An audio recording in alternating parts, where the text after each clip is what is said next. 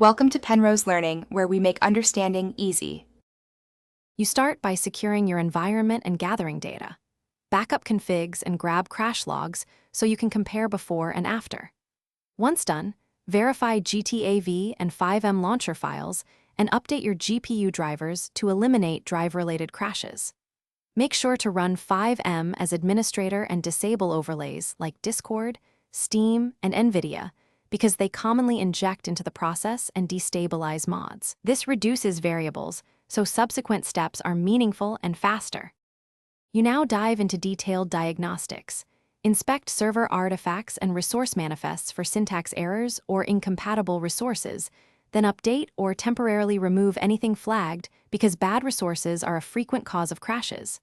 Next, clear the client cache and rebuild shaders to stop corrupted assets from breaking initialization.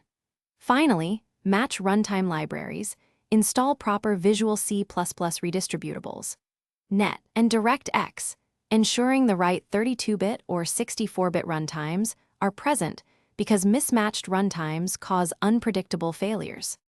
You finish by methodically reproducing the crash after each change so you know which action fixed or affected it. Use Fivem logs and a process monitor to capture error codes and failing modules.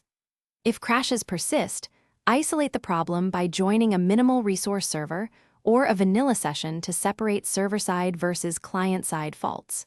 If nothing else works, try a clean user profile or temporary Windows account to rule out profile corruption. This often reveals hidden permission or config issues that cause crashes. Thanks for watching. If this was helpful, leave a like and consider subscribing. See you next time.